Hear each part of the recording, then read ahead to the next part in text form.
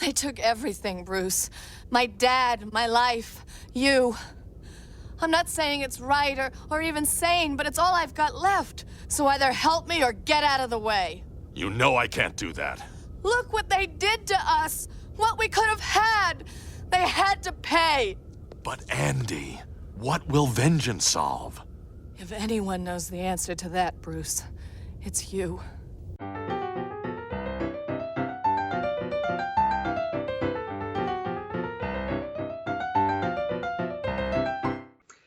Hello, and welcome to Comic Book Movie Oblivion, the podcast about movies based on comic books and comic strips that people have stopped talking about.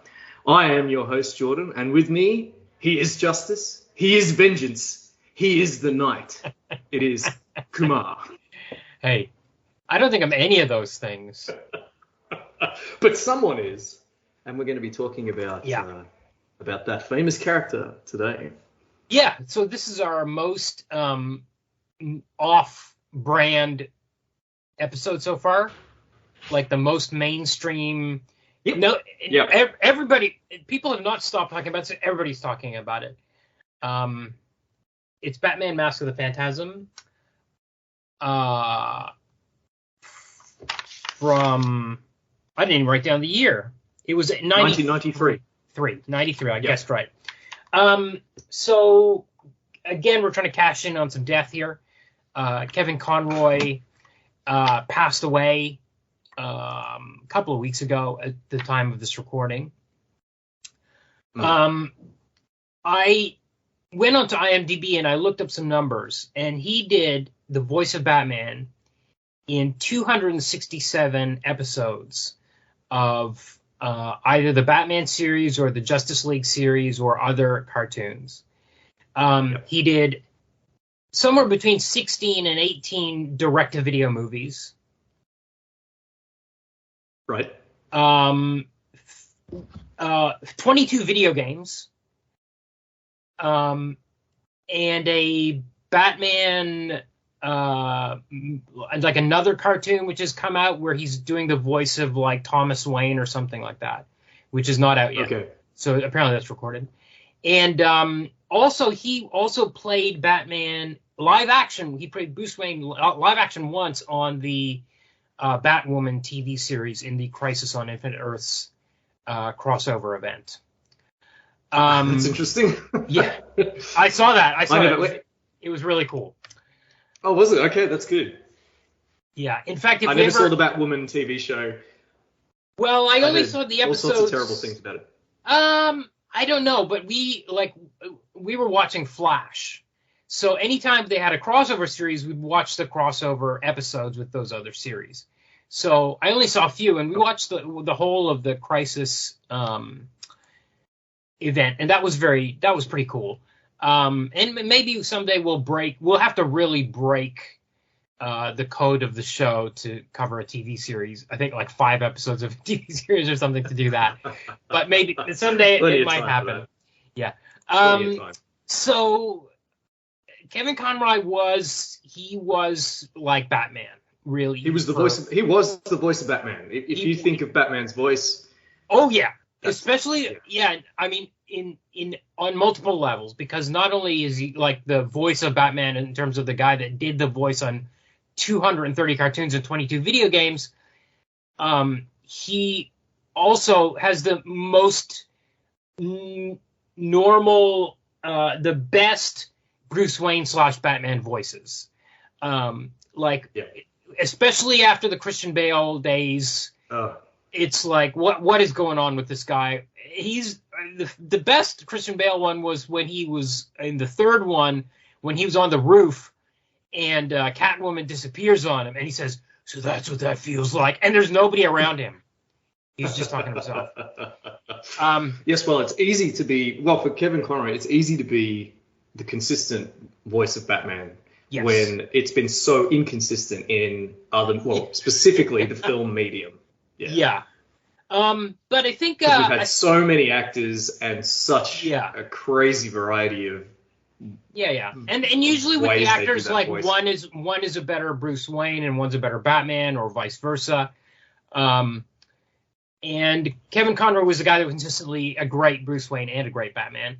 And I think Christian Bale was kind of a method actor, and I think when the suit was on, he felt like he was Batman. And I think so I forgive him for that. Like, I kind of forgive him his method acting and that crazy voice he did. Yeah. But not hashtag not my Batman. Kevin Conroy now and forever for me. Yeah, so I think what happened was we got the Tim Burton Batman in '89, and then we got Michael Keaton in that role. Michael Keaton, and then we got Batman Returns in '92, and then a few months after that, we got the Batman the Animated Series. The gold standard of Batman media. Oh yeah. Really? Yeah. It's so great. It really is, and I always feel like with the comics especially, I always feel like the best Batman stories are the first and the last, like the early days and then the retirement. So like Year One and Dark Knight Returns.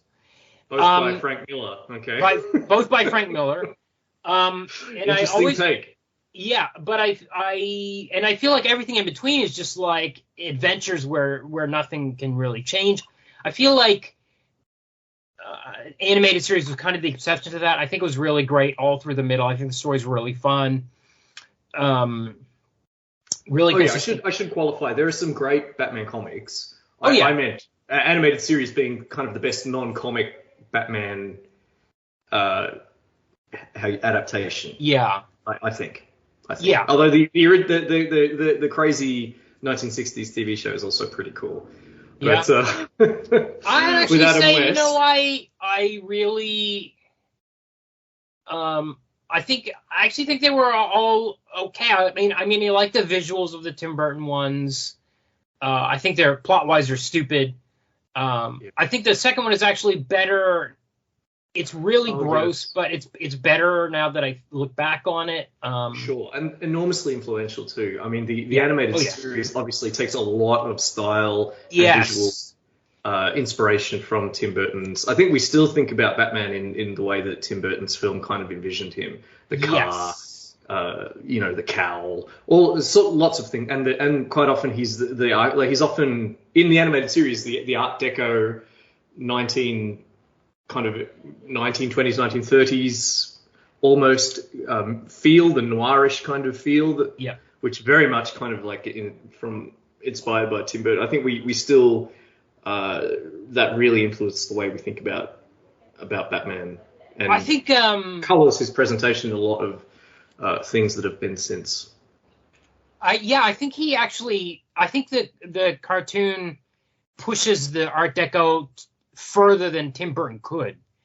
Maybe Tim Burton's, because the thing is in the Tim Burton universe, people are driving kind of modern cars and things, but the reporters have these cameras with giant flash bulbs, and he's trying to make everything Art Deco, but it's almost like you need $57 million more to really make it look the way he wants to. Whereas I think with the animated series, everything looks 40-ish, except he's using a back computer, except for an element here or there.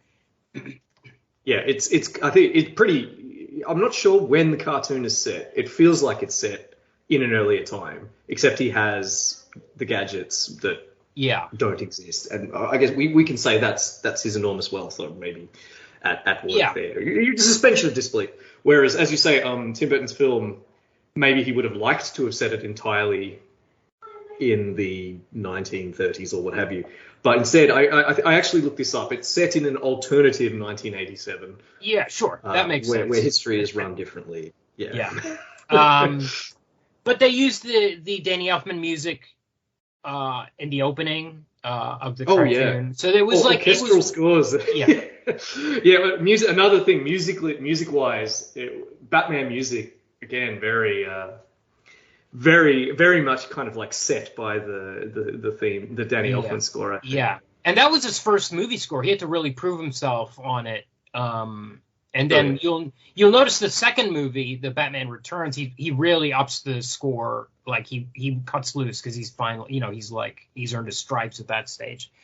Well, Kumar, I will cut you off there because perhaps we will do those very films. We will someday. We will, on a future episode. But today we're talking about Master of Phantasm, aren't we? Yes, but there are those connections, so I did want to mention those. And so this was definitely coming off the success of those movies. But then we're going to get to we ended up with a live action version of the TV series, which ran for 85 episodes, I believe, or something like that. Okay, right. So this film, Mask of the Phantasm, it's set in the Batman the Animated Series universe. Yes. Right. So it is a film associated with the canon of that cartoon series. Yeah. So it might have. Well, we'll get to the perception of it when we get to it. So it's very loosely. Some elements are taken from Batman Year 2, which came out in 1987. It was written by Mike W. Barr with art by Alan Davis on the first issue and Todd McFarlane on the subsequent issues. Yes. And then Alan Davis came back for a sequel called Full Circle, which I think was a couple of years later. Yes, I did read. I read all of those. The Full Circle content doesn't make it into the Mask of the Phantasm film, but arguably some of the content from the initial Year 2 stories, as you say, loosely based. Yeah, so we've got some. I would say like there's a villain in Year 2 called the Reaper, and there's certain design elements like these scythes on his hands which seem to have been taken for the Phantasm villain in that movie, and the Reaper has come from like 20 years in Gotham's past. He was a past vigilante. So I guess to a certain extent, some of the flashbacks you might consider, because there's a lot of flashback sequences, parallel storylines happening in Phantasm. So maybe that. And there's a rich dude and his daughter. Yes. In both plots. And yes. Maybe that's and a love interest for. Yes, that's right. It's clearly based on I would say it's almost impossible to say that it's not based on the Year 2 story, but it's so much better in the adaptation than it is in the original comic. I don't think I don't even know if it's an adaptation. I mean there are those similarities, but it's not like Shock and Hardware. It's not like lawsuit-worthy, like point-for-point stuff.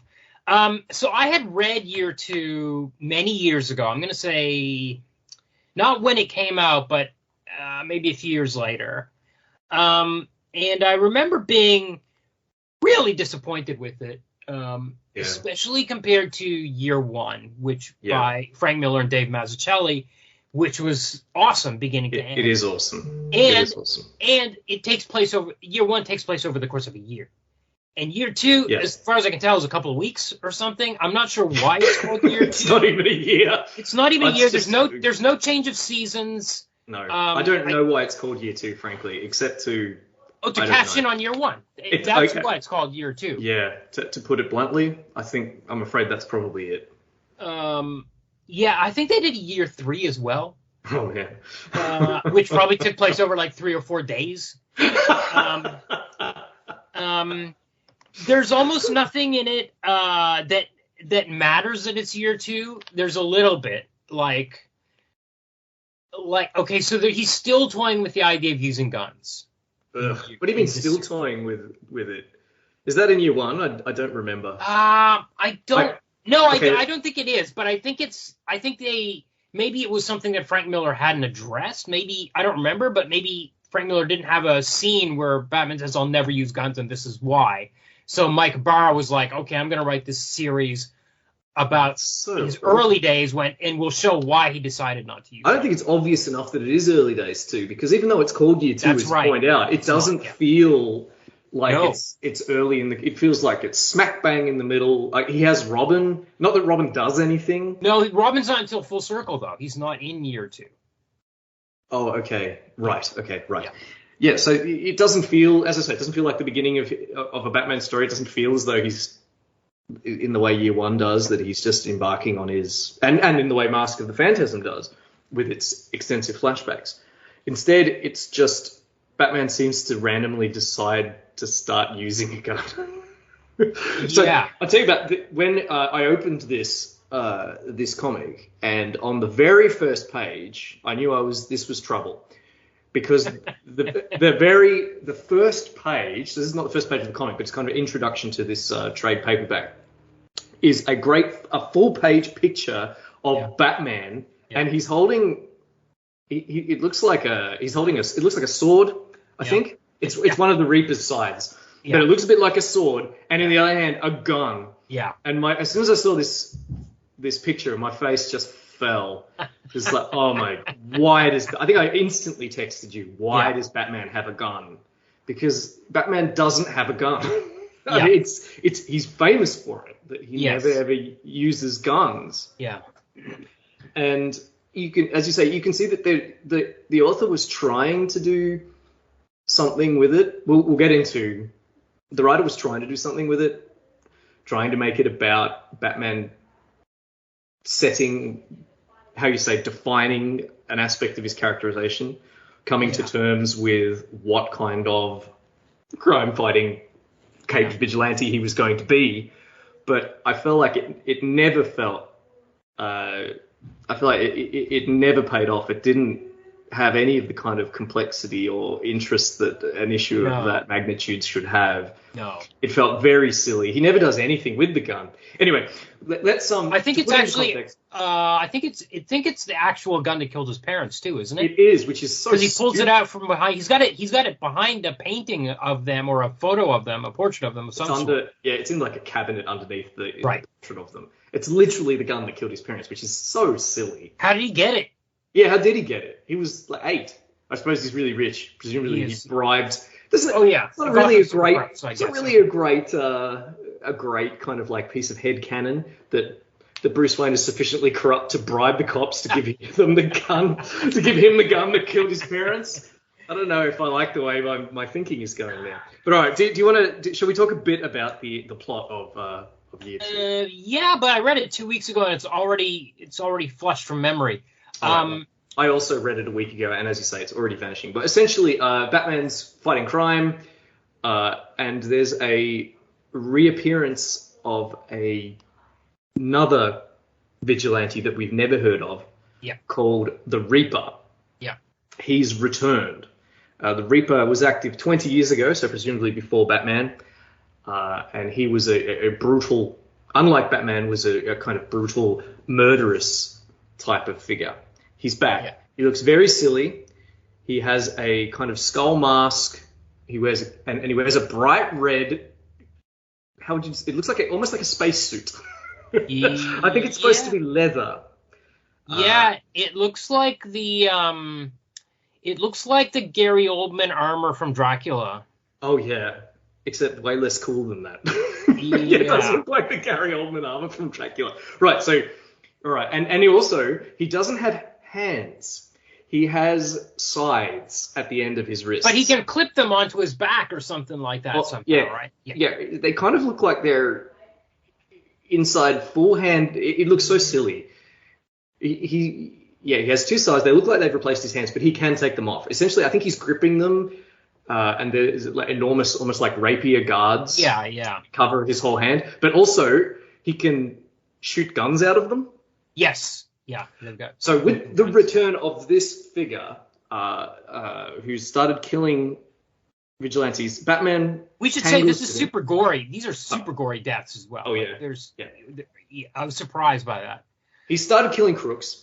Batman tangles with him once, and gets beaten up. He gets thrashed by this Reaper guy. There's no mystery about who the Reaper is. Incidentally, we know exactly who it is. Yeah, it's an old man who's returned to Gotham after many years away. This is another thing. He's an old man. Yeah, I don't really buy an old man kicking the crap out of Batman. You know what? I kept waiting for a twist because we kept seeing him we would see him stand in front of the Reaper costume. Yeah. And put his fists up like he was going to put the armor on or whatever, but we never saw him do it. And I was like, oh, there's going to be a twist, and it's not him. But there wasn't. There was never a twist. Unlike spoilers, unlike the Mask of the Phantasm. Yeah. Yeah, and that it just compared to like I was and this old so there's not really any mystery about who the Reaper is. It's plainly this is not a Batman mystery story. No. It's just how do I stop the Reaper? So Batman's trounced by this guy once. Yeah. An old man, incidentally. Yeah. And then decides that he out of all like Batman's been presumably kicking the shit out of people with guns for the last however many years he's been active. Yeah. The street hoodlums always have guns, but now because of this one masked vigilante, who's incidentally a senior citizen, Batman decides that the only way to deal with him is to not only get out a gun, which is the gun that killed his parents, and presumably shoot him, but also work with the mafia. Yeah. So the first part. Well, okay, so I'm gonna say he does say he threw everything it had. He says I used everything I had, all my skill, all my strength, and it still wasn't enough. So his feeling is he's not skilled enough, and he needs to. That's what he needs the gun for. Ridiculous. Yeah. He never does anything with the gun except think about shooting Joe Chill, which is another thing. Okay, yeah. Sorry, I'm getting ahead of myself. Mainly because it's all right. It's all right. I just want to mention before this is the end of the first issue, the first chapter. I just want to mention that this was drawn by Alan Davis, inked by Paul Neary, who was one of the two great Alan Davis collaborators. The other would be Mark Farmer, it's awesome. The art is good. In the first issue. Now, he quit because DC messed around with the cover that he drew without telling him about it. Yes, I read that. And then we get a very young Todd McFarlane coming on board. And boy, is it rough. Yeah. So I'm just looking at the first couple of pages. Very jarring change between So this mobster is being moved to, I don't know if he's moving him to a different facility or something, and he's under protection. They're worried that the Reaper is going to attack him or somebody's going to attack him. So that sure enough, the Reaper does show up, and we got a panel at the bottom of like the third page of the story where the Reaper's got his gun in the mobster's face, and the mobster's monocle falls out of his eye. He's about an inch away, and then you turn the page, and he's like 6 feet away from the guy, and the monocle is back in his eye, or he's 12 feet away, and I'm like, how did this happen? And there's stuff like scene this from Veronica. Yeah, there's stuff like this all through here. Bruce Wayne has goofy expressions on his face. I'm looking at this weird smile he's got, a few pages later, and it's just odd. And I mean, this is a major title. This is Batman. Yeah. And you don't put up and coming artists on there. I think you'd want some I guess Alan Davis quit very suddenly, and they were in like a rush to get someone on there. I would say that's what. But yet somehow the editors did not limit the cape. Nobody came in and said, Todd, you gotta dial back down the cape. Tone down the cape. Don't look like this. It's what he's famous for, right? He draws. Yes, absolutely. It's what he likes drawing. Fine, you like drawing that, draw it. But it's not logical the way the cape functions in this comic because he's indoors. I'm looking at this scene where he's in like a gangster hideout, and his cape is billowing around this gangster. And I'm like, wait a second, where's the wind coming from to fly this thing? And it's consistently like that. He's just standing still, and the cape's going crazy. In the next panel, it's a third of the size. It keeps changing shape.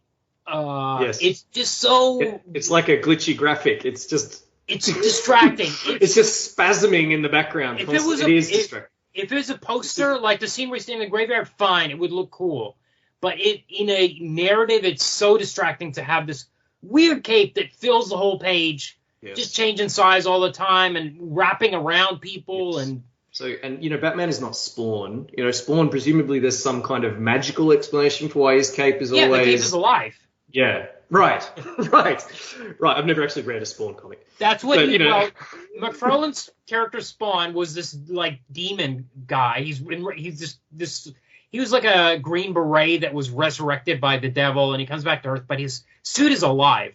Okay, so that explains why it's going everywhere like spaghetti, but it doesn't explain why. And the Reaper's cape is no different. It's also all over the place. Somehow I didn't notice it. Yeah, somehow it didn't bother me as much with. I just saw it and I just thought, oh look, it's just Todd McFarlane. It's Todd McFarlane. He just loves to draw capes. Yeah, he wants to draw cape. That's fine. I don't begrudge him wanting to draw. Why wasn't the editor saying rain at it? Like, yes. What hold did Todd McFarlane have over the editors at DC? Exactly. That A, he got this job, and B, he was allowed to indulge his cape lust. Because this was even before, like, so. I think he'd gone from Infinity Inc., which is a really like C-grade DC book, short-lived, and I think he went from Infinity Inc. on to Batman, and then I think he went over to Hulk, and then Spider-Man, and then Spawn. I think that's the order. So he's, as far as I can tell, he's very early in his career, and he's on a major DC title, maybe the number one DC title, and I don't understand why. Well, that's all right. Maybe he must have had the conversation. Anyway, we'll come back to that when we do the Spawn movie. Yeah.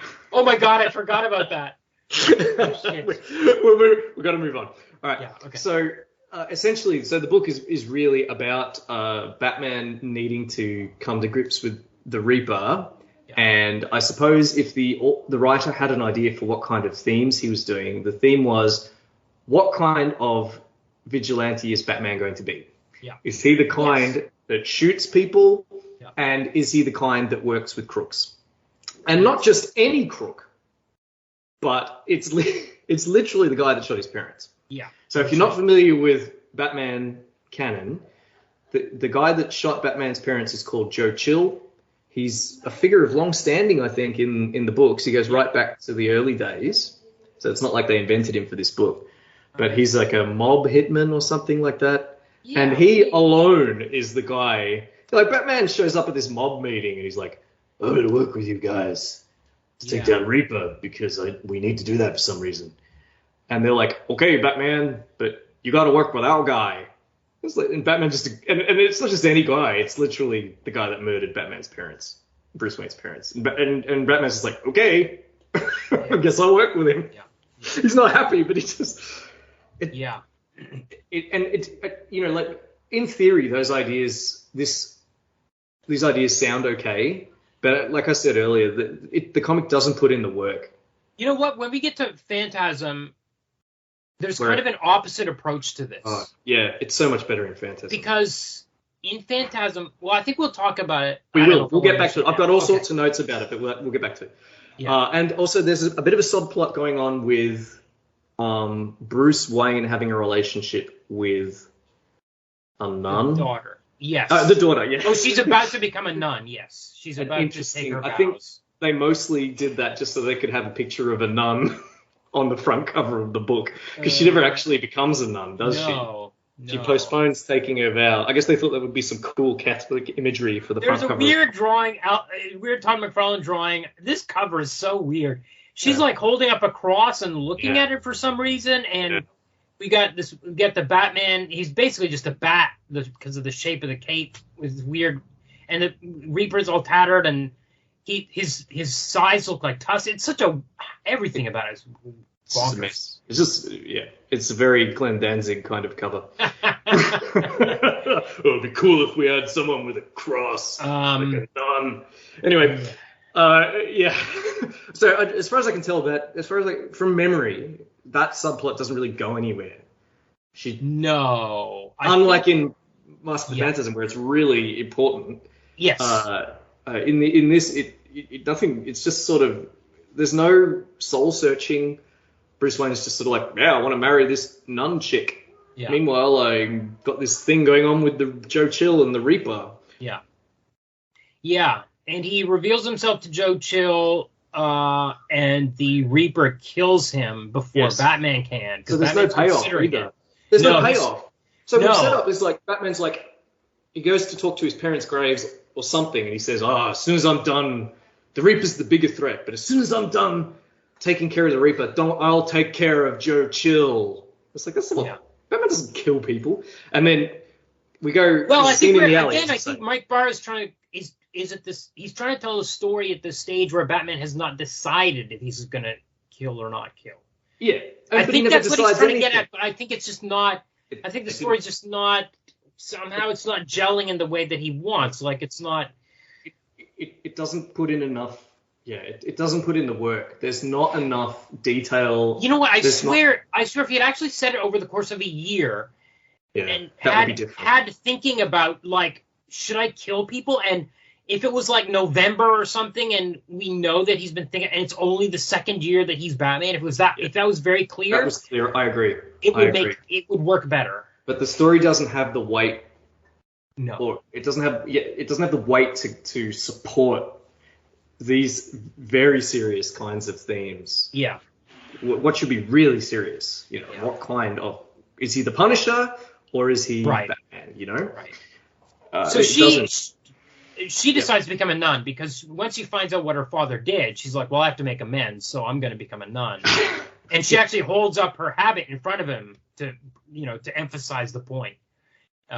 She's like, his look. backstory is stupid too. It's kind of like an anodyne version of Batman's backstory. His wife was murdered by... right. It's just sort of like a kind of like a pale, pointless reflection of Batman's backstory. And I get...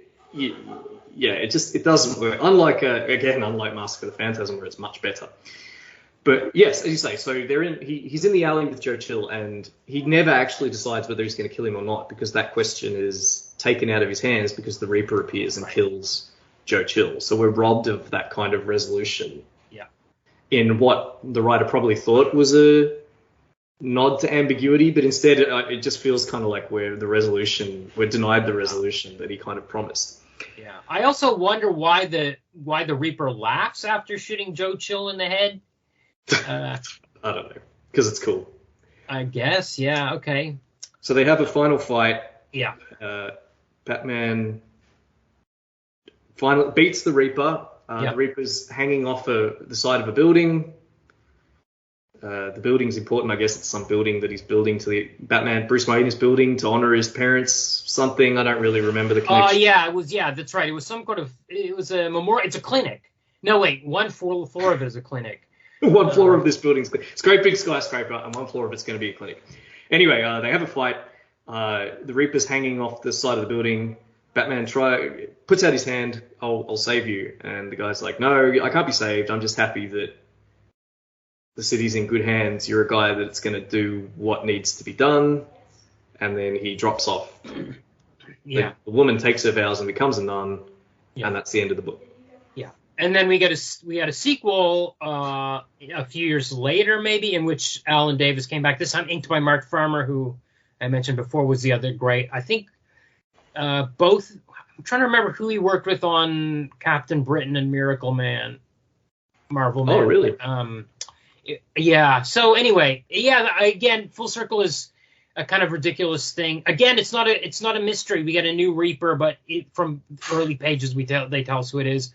But at least the Alan Davis art is really great in it. Right. Sure. The art was good, but the story is very silly. Oh yeah. It's forgettable. Joe Chill's son comes back and impersonates the Reaper, knows all these impossible details that he shouldn't know, like where Batman hid the gun. That killed his... Anyway, it's silly. It's not even worth getting into. Okay. Okay, so let's get to... The film. Let's talk about the film. Mask of the Phantasm. It's an hour and 16 minutes. I noted that was the first thing I wrote down. It's from Warner Brothers. I wanted to mention the Warner Brothers logo at the start because Warner Brothers, much like Universal was known for making the monster movies, Warner Brothers in the 40s was known for making the gangster movies. Okay. So I thought it was such a great fit to just obviously Warner Brothers owns DC anyway, so everything from DC has the Warner Brothers logo, but it had a bit more of a resonance this time. And then the Looney Tunes animate little Bugs Bunny pops up as well. Yes. Well, it's PG rating, even though it's got some pretty serious themes. Yeah. I should point out, this got a theatrical release, Kumar. It did, yes. Yeah. So it was originally not going to be. It was going to be for TV, and I think it was going to be the series ender. Okay. they did 85 episodes, and they were like, okay, we're going to close with this thing, which is going to be 3 episodes long or whatever. And then somehow the executives were like, no, let's make it a feature release. And they're like, what? We don't have enough time for that. And they're like, I guess they gave them creative freedom as a trade-off for forcing them to put it in theaters. But it failed in theaters because obviously there wasn't enough of a ramp up to it. No, and there was no pre-screenings. And also people would have been like, oh, do I have to watch this show to understand what's going to happen in this movie? Sure. So there would have been a lot of marketing issues with it. It made a lot of money back on video. It made its money back. Enormous amount on video, apparently, millions. Yeah. But yes, as you say, you don't have to watch the series to watch this and enjoy it. No, because it actually is an knew origin that. story. It tells you the origin man without doing the stupid pearls in the alley. Thank God. Oh, man. I was just shocked. I was shocked. I think this is the first Batman film I've ever seen where they don't do the pearls in the alley. Yeah. It's amazing. It was really amazing. We get a little bit of Joker background, which is when Joker shows up 2/3 into the movie, it's a real shocker. Like amazing. You don't know it's going to be Joker's going to be in it. It's so great when he shows up. But yes, so there were no pre-screenings for it because of the rush timetable that you mentioned. Right. So that's always that's the kiss of death because critics assume that the film sucks. And no one, so nobody went and saw it. And unfortunately, I'd probably put paid to, but probably why all subsequent kind of like cartoon DC or Marvel movies have not had theatrical releases. Yeah. Nowadays, of course, they go straight to Netflix, which is fine. All kinds of content goes straight to streaming. Yeah. But until the Marvel movies, I think the failure of this film put paid to kind of that kind of film. So I just want to mention some of the credits. So we've got a story by Alan Burnett, and it was written by Burnett and Paul Dini, Paul Dini was like one of the main writers on the show, and Marty Pasco, who was the first writer on Saga of Swamp Thing when that was resurrected. Okay. And he had been like a Superman writer and like comics writer, and then he went on and did a bunch of TV writing, and sometimes he was involved in like TV cartoon adaptations of comic stuff. So his name's in the credits. I'm not sure how all the work was divided. It says Batman created by Bob Kane, which is not usually a credit you see anymore because we know that Bob Kane was a ripoff artist that did almost nothing on Batman. But nowadays it usually says created by Bob Kane and Bill Finger. Right. I just want to mention casting and voice supervision was by Andrea Romano, who's a really famous voice director, apparently the best in the business. Everybody, anytime you see an interview with a voice actor, they're like, yeah, she's the one that discovered Kevin Conroy. Yes. Right. And lent her name to Andrea in the film. Yeah. One of the main characters. Andrea, directed by Eric Radomski. I don't know who that is, and Bruce Timm, who, of course, was the mastermind behind the show. And it has the look of the old Fleischer cartoons. If you've ever seen the old Fleischer Supermans, especially, they've really gone back to that look, as we mentioned before. And the other thing I think, compared to the movie, the Tim Burton movies, is he has a tights costume, which is so much better than the armor that every Batman has been wearing. Well, tights are silly. 89. We can't have that anymore. They are silly, but they look great in animation, I think. Right. Yeah. Oh, it's hard to put a modern Batman in. Everything's got to be dark and serious these days. You can't put a modern Batman in. One of the you absolutely can in a cartoon, can't you? Yeah. Yeah. The guy who complained most about Batman 89 and the armor was Harlan Ellison, who wrote an essay complaining because he was like, Batman is not a guy who wears armor. He's a guy who's trained himself to be acrobatic enough that he can jump out of the way of stuff. Yeah. Anyway, so Harlan Ellison being a contrarian. Yeah. Who'd have thought? So we start with a group of counterfeiters, some gangsters meeting. And the voice of the head guy is Dick Miller, who's a famous character actor, was in like Gremlins and lots of stuff. And we got to talk about some of the voices in here as we get to them. Fantastic voices. So Batman crashes this meeting of counterfeiters, and the Dick Miller gangster runs away. And in the parking garage, he's confronted by this spectral figure with scythes on its hands. Just one, only on one hand. Just Is the it one. only on one? Okay. Yes, very definitely. Okay. So unlike Reaper with his double amputee Right. silliness, this guy still silly, but Yeah. consistent with the tone of the cartoon. Yeah. He Okay. sort of has a big, and it doesn't look like a scythe. It looks more like it's just like a big blocky knife. Right. Yeah. Okay. So he, in trying to escape from this vigilante, crashes his car out of the building and just crashes to his death. Batman comes down into the parking garage and he sees the Phantasm as the Phantasm is making his getaway. And I should point out, Batman is instantly blamed for the death that the Phantasm caused. Yes, because he's seen spotted. at the scene. Yes, that's right. Which is something which isn't carried over, which isn't in the Year 2 comic. No, but it would make more sense if it wasn't a Year 2 comic, because it was only the second year Batman. People would be suspicious about his It would make morality. sense. So this is already an inspired change to make.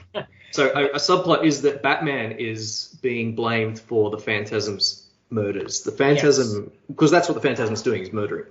So the Batman is blamed and pursued by the police for and not just by the police, but also by other people, specifically the Joker, who all think that Batman is responsible for these murders, but in fact it's the Phantasm. And so, which is a much, much more interesting subplot than in the Year 2, where it's the cops start going after Batman because Batman starts using a gun. Yes. And working with organized criminals. Yeah, so, but this has to be 10 years into his career. Because it's been 10 years since that stuff happened with Andrea. And that's when he first made the Batman costume. Oh, yeah. Sorry, so we're getting, but there's other stuff. Sorry to interrupt, Kumar. But there's complexity. Like Commissioner Gordon passionately defending Batman. Yes. Batman doesn't kill people. We have Commissioner Gordon's barely in it, but when he's in it, he's defending Batman. He Batman says that line straight up, yeah. We trust Batman. The guy that's gunning for Batman is specifically this kind of sleazy, he's a town councillor. He's a councilman, yeah. And his name is Arthur Reeves. I'm going to mention he's voiced by Hart Bochner. And if you wonder why he sounds so sleazy, Hart Bochner was the cocaine guy from Die Hard. He's a Canadian actor, and he's also, and we're gonna encounter him once again because he was also in the Supergirl movie. But he's probably most famous for playing that guy in Die Hard who's like who basically betrays them to the terrorists, right? And this is so he's the one pushing the narrative that Batman is behind the crimes because he's ambitious. Yes. It's not specifically. He's not just ambitious, he's crooked. He's crooked. He needs Batman put away for his own interests. Right, because he's crooked, which is eventually revealed.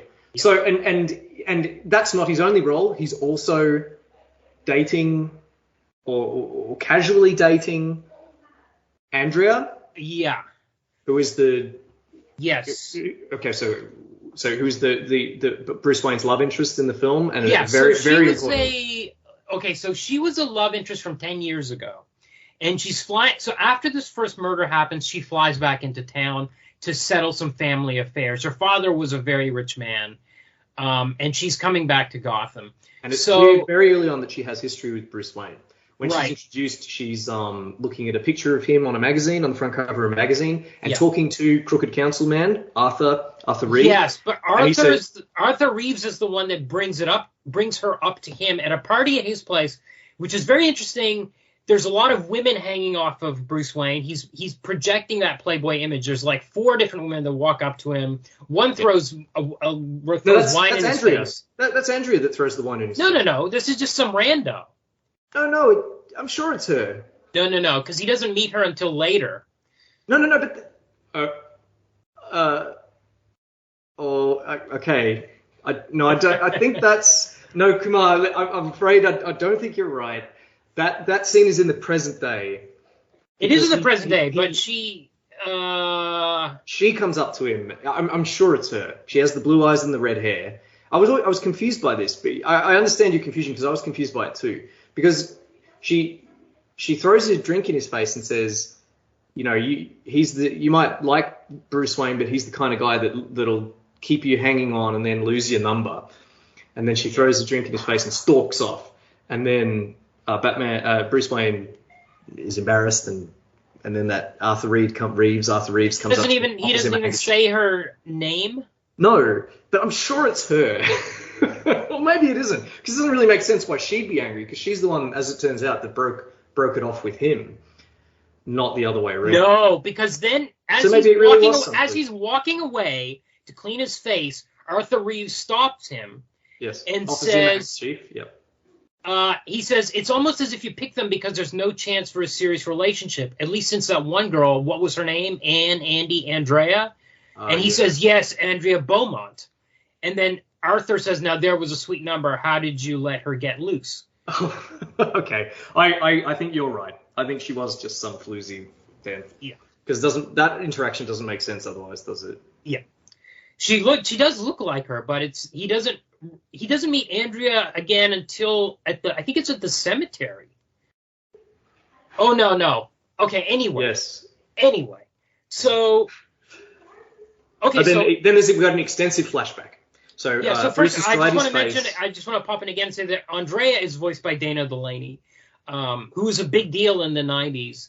And even into the 2000s, because she was on Desperate Housewives for a while. But she also, because of Andrea Romano, ended up being cast as Lois Lane on the Superman series. The voice of Lois Lane. The voice of Lois Lane on that, which was in the same universe as this. So anyway, that's all I wanted to say about that. Fine. Stung by Arthur Reeves' comments about Andrea Beaumont, Batman leaves the party and stands alone in a room and looks at a portrait of his parents, and then has an extensive flashback.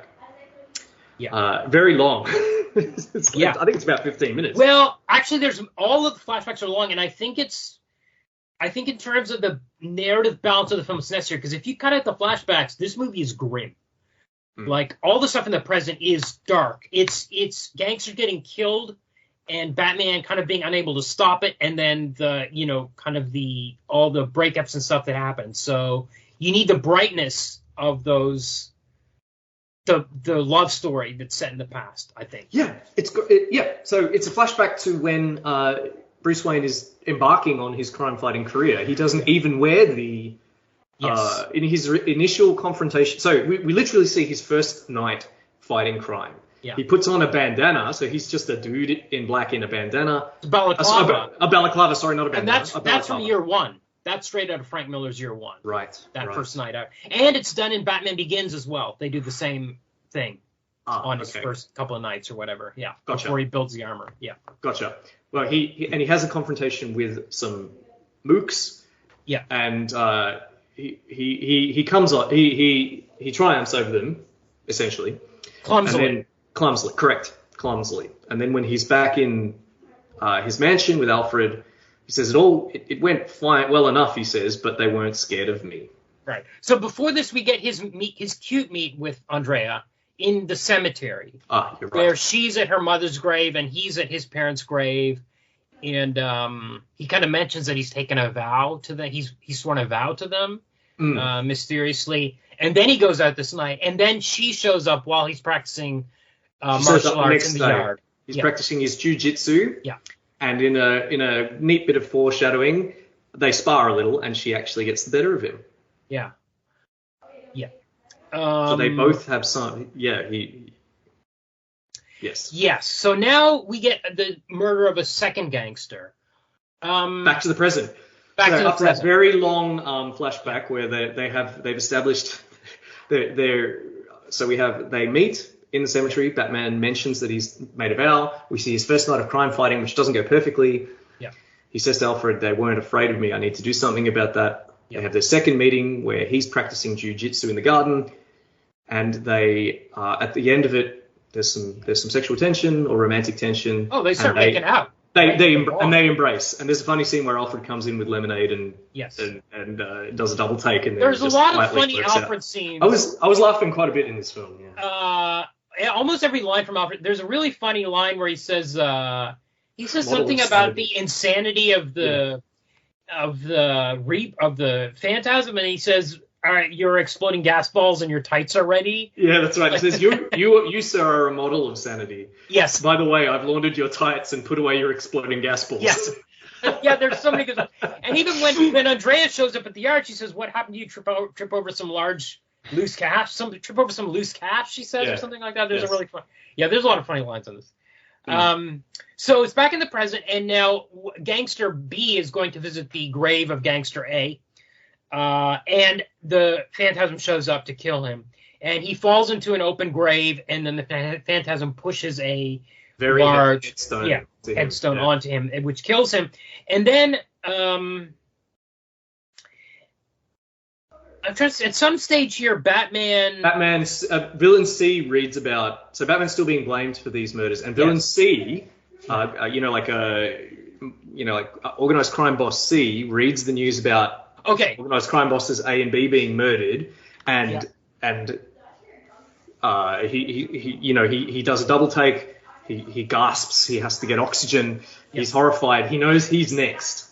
Okay, I gotta stop here. So this guy's name is Valestra, and he is voiced by Abe Vigoda, who is probably most famous from Barney Miller. But I last night, by coincidence, watched The Godfather again, and he's in it. He's Fieschi, or he's like a major role in The Godfather. So this is another this guy's a serious actor, right? Okay. Yeah, well, this is a serious movie. It is a serious movie. So Valestra, made clear. This is an A-class. This is an A-class movie. There's no doubt. Abe Vigoda's in it. We got A-list actors in. So he's like the super old. He needs oxygen, and he's like freaking out. What's he gonna do about it? He knows he's next. Why does he know he's next? Well, we see there's two hints come up in the next few minutes. I think we get a flashback where he visits Andrea's father. Yes. Yeah. And he has some kind of hold on him. Some kind of leverage. So we know that Andrea's father has some connection to the mob of some sort. Yeah. And also, and this is a great bit, this mobster, what's the name? What's his name again? I'm just calling him Mobster C. Valestra shows up at this creepy, abandoned. I think it's like the World's Fair. It's the World's Fair. Now we've seen this before in an earlier flashback where they went through it, and it was like, wow, the future is going to be so great because they're going through World of the Future at the World's Fair in Gotham. He sees the car that's going to be the Batmobile. It's such a great, ironic twist to see it in the 20 future. Years later, 10 years later, only 10 years later, maybe. 10 years later, and it's in utter ruin. And it is the host of Ultimate Evil. Yeah, really, because it is the lair of the Joker. Yeah. In a great, I had no idea the Joker was going to be in this movie. Yeah. It's Mark Hamill. Yes. Voicing the Joker, who's the quintessential voice of the Joker. Absolutely. Fantastic. Yeah. He pops up and just steals the show, ranting and raving, doing crazy Joker stuff. Yeah. But this guy, I've already forgotten his name. Valestra. They call him the Wheezer. Because of his wheezing. So you can just. I thought he was the Weasel. No, the Wheezer. Yeah. Okay. Well, he seems to have some history with the Joker too, because he begs the Joker to. Valestra thinks it's Batman at this point, just like everybody else that's coming for him. Yeah. And he says, Mobster A and B, it must be me next because we were all together with, what's his face, Andrea's father. Right. And he says he seems to have some kind of history with the Joker too. He offers him money, of course, $6 million, but the Joker's talking about how they're old pals. Yeah. And and of course how far ahead can we skip here? Because so we'll come. Let's go. I'm going to backtrack a little bit because we have some flashbacks where we get an engagement. No, that's to come. Is it? Okay. No, the flashback is when she introduces him to her father. They go to the World's Fair, the World of the Future Fair. Okay. Everything's, as you say, everything's bright. Bruce Wayne sees a car of the future that looks exactly like the Batmobile, except red, which is great. Yeah. We see all these things, beautiful, bright Art Deco things. And then at the end of it, she says, I still want you to meet my father. Yeah. And Bruce Wayne says, he ums and ahs, and he says, I guess so, yeah, let's do it. She goes, great, I'll call him now. She has a phone in her car for some reason. And then he turns to Alfred, he says, what's going on? This isn't part of the plan. Of course, because the plan is for him to fight crime by night. Yes. And this is a so much more interesting moral quandary than should I use a gun? In fact, sorry, go ahead. Because he's saying, can Batman have loved ones? Is basically, can I be Batman and have a wife and a loved one? And in fact, he says to his parents, which is, I think, a line which must be forbidden in Batman comics since 1986. He says to his parents, it doesn't hurt so bad anymore. Right. And he's at the grave and he says, it doesn't hurt so bad anymore. And that's something now it would be like every night he has a nightmare about his parents being killed and the pearls in the alley. They would never have a moment where he would be like, because this movie posits that he is Batman not for vengeance, but it is for vengeance, but also because he's trying to solve problems that aren't being solved. And it doesn't have to do with pain because he's getting over that. It's been 20 years since his parents were killed. And there's a hilarious line where he talks about how he just retire. He'll just give his money to the cops. He'll fund cops. They'll hire more police. That was so funny. Yeah, exactly. It's just what everyone says about Batman. Yeah. Like, he's a billionaire. Why doesn't he just fund? He actually suggests that, which is great. It's almost like he feels imprisoned by. It's his vow that makes him. Yes. He made a vow to personally fight crime, and it's almost hovering over him. Yeah. And there's the idea that Batman can't, the Batman might be an undertaking that's bad for him, in terms of, there might be a better way for him to put his time that he can't be happy as Batman. That's much more interesting. Than the idea, than the questions that are being asked in the. Yes, but I mean, the most on the nose moment is when the moment he proposes to her. The bats fly out of the bat cave for the very first time, and he discovers there's a cave down there. Yeah, it's so on the nose, but can't be all perfect. Well, I don't know. I actually don't think it's that offensive. I think it's fine. Strictly speaking, this is a movie for kids. So if you got to telegraph the fact that the moment he proposes, these bats, hundreds of bats, fly out and frighten them both. Yeah. I also love that we don't have the bat flying through the window again. We don't get that in this movie. Instead it's the bats coming out of a crack in the ground, out of a cave when he's proposing and embracing. Yeah. So she's like, okay, but then I got to go see my dad, and then she sees her dad is hanging out with these four crooks, including the driver who's hanging outside and kind of wolf whistling her. Yeah. He goes. Yes. Valestra's driver. He's a creepy looking guy. We've seen him before. Yeah. He's got very pointed features. Yeah. And he looks deeply creepy. And we have a reason to find him creepy as we'll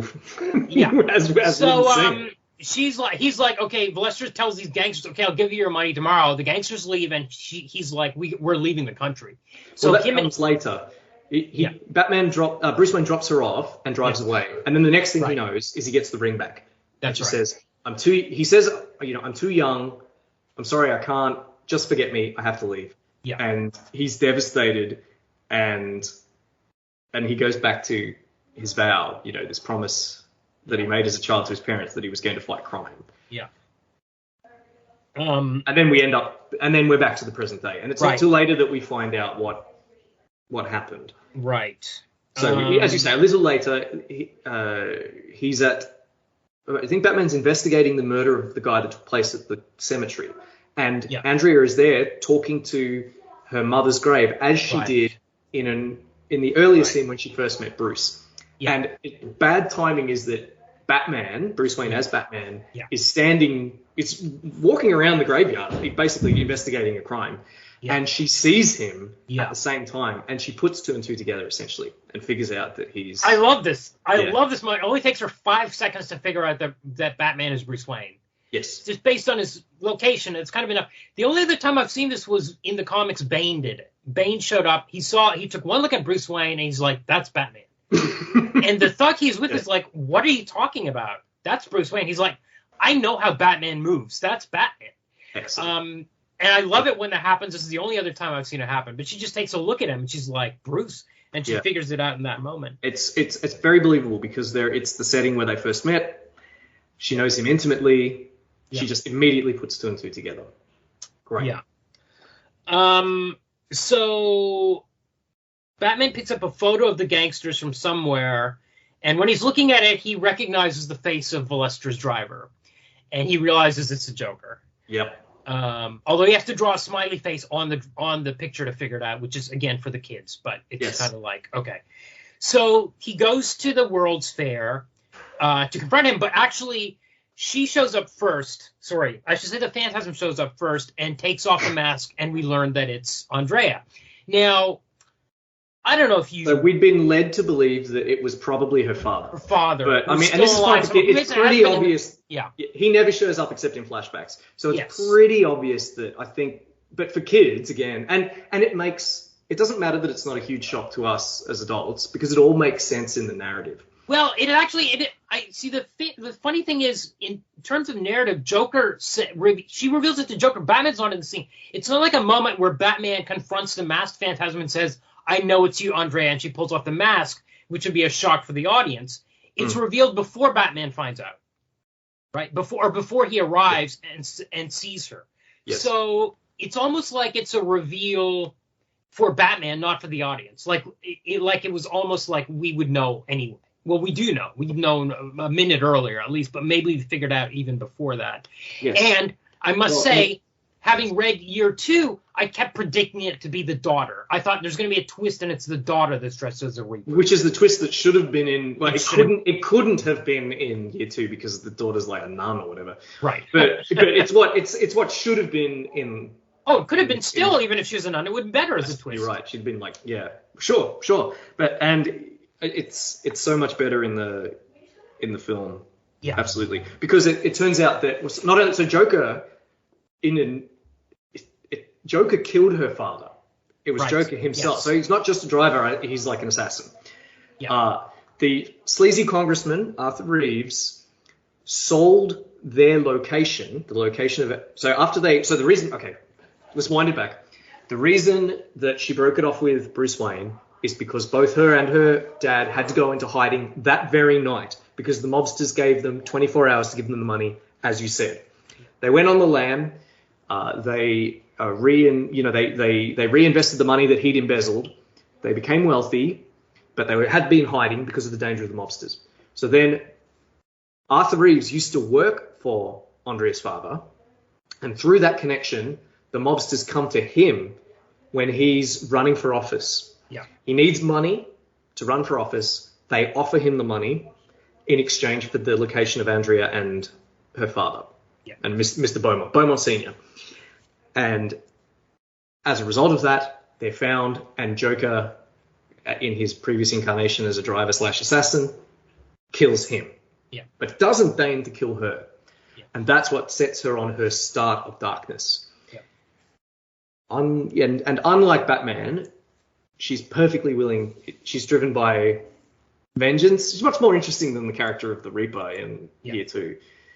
She's absolutely driven by vengeance. She's only interested in killing these 3 mobsters that first extorted, then murdered her father.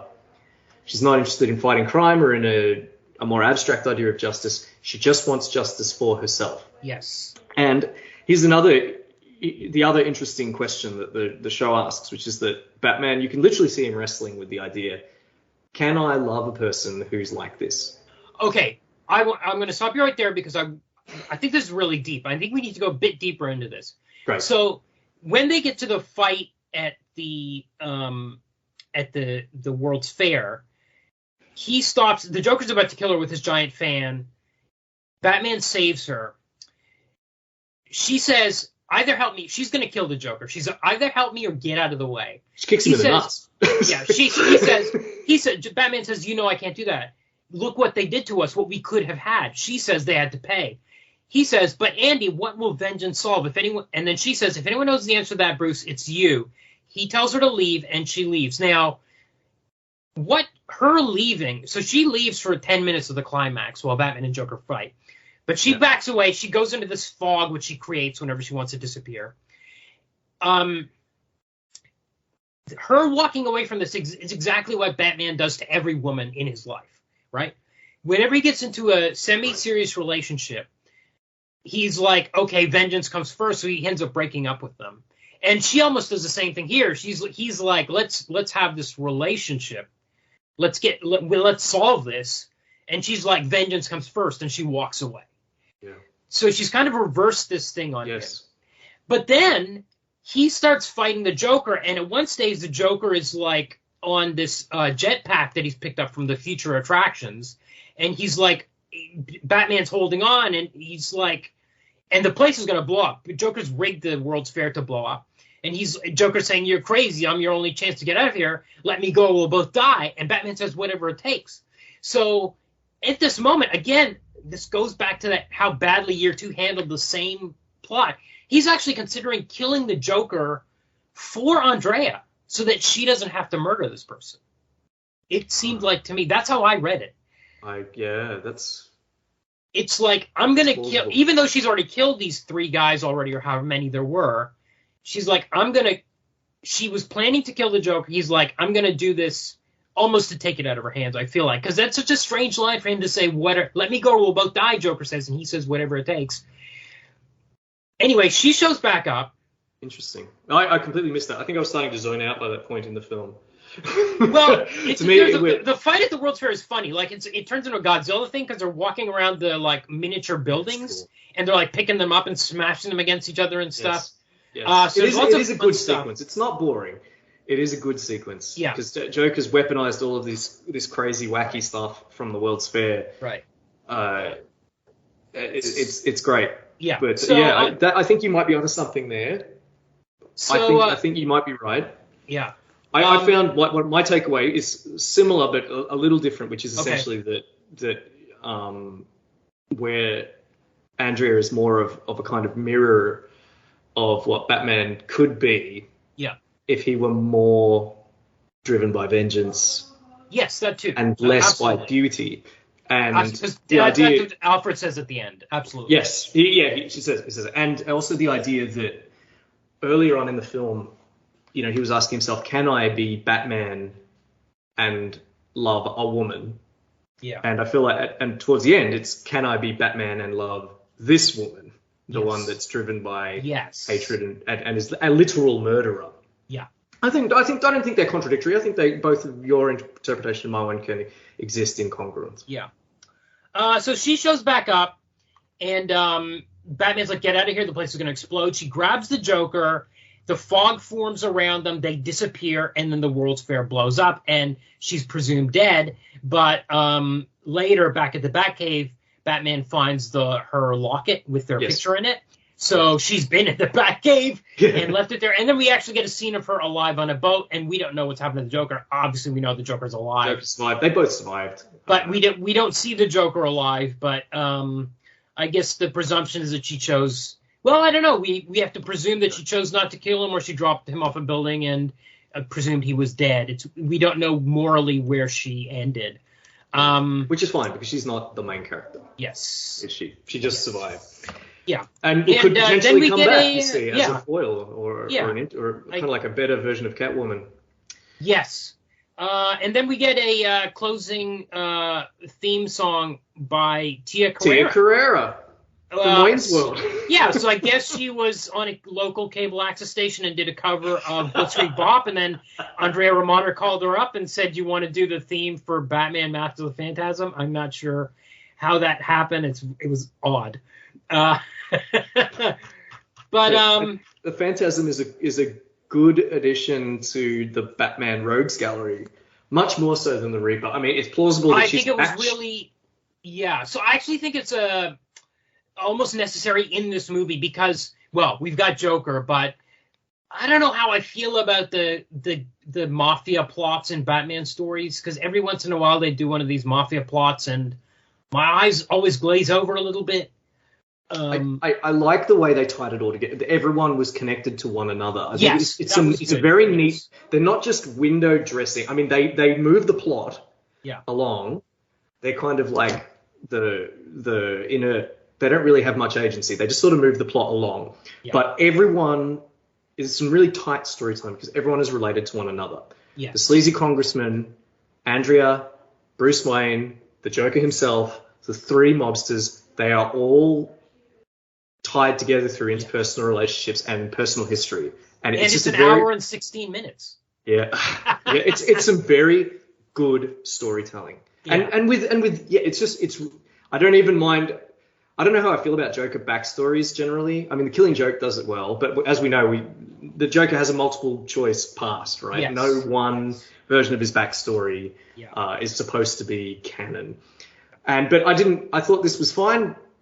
Yeah. I thought it was good. It's a great way to get Joker in the story, and the reveal is I didn't see it coming at all. Yeah. I guess because I'm not used. Even though it's hinted at when he's interacting with the Weezer. Yeah. Incidentally, he kills the Weezer with Joker toxin and leaves him as bait to blow up Batman, but instead the Phantasm shows up. Yeah. And he goes, "Oh, you're not the Batman." Yeah, I have. Yeah, it is really good the way they incorporated him, but I do like the Batman Rogues Gallery, and it's kind of good it was good to get him in and the Phantasm in as some color. Phantasm, you know what I mean. much better. Yeah, to repeat myself, a much better baddie than the Reaper. Yeah. The Reaper's just silly, I think. This one, just much more interesting. Yeah. So I'm just gonna ring the bell 3 times for Captain Britain and Marvel Man and the Killing Joke. Yes. Yep. Sorry. I mentioned the Killing Joke. Thank you.